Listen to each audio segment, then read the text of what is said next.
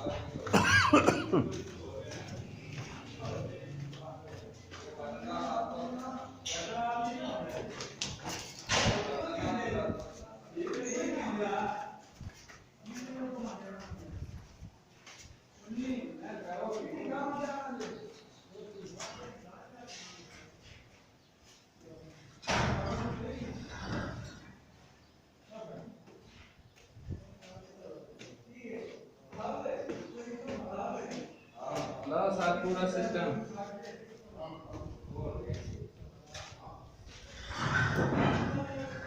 चला दे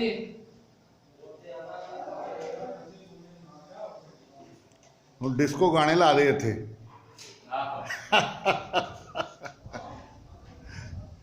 ਸਿਸਟਮ ਬਣ ਗਿਆ ਹੈ ਇਹ ਰਿਆਜ਼ ਸਾਹਿਬ ਨੇ ਜੀ ਰਿਆਜ਼ ਸਾਹਿਬ ਚੌਧਰੀ ਰਿਆਜ਼ ਸਾਹਿਬ ਸਾਡੇ ਚੌਧਰੀ ਨੇ बाहर नहीं ला दे यार